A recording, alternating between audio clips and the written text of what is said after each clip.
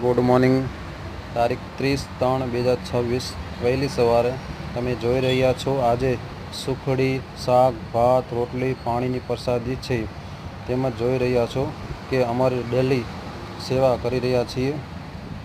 જોઈ રહ્યા છો પાણી છે, કીડીઓને કીડિયાણું છે, તમામ પ્રકારની અમે સેવા વહેલી સવારે કરીએ છીએ. આવો અમારી સાથે સેવાનો લાભ લેવા માટે, જેથી પુણ્યનું કામ કરી રહ્યા છીએ. આવો. જય ગૌ માતા, જય ગોપાલ.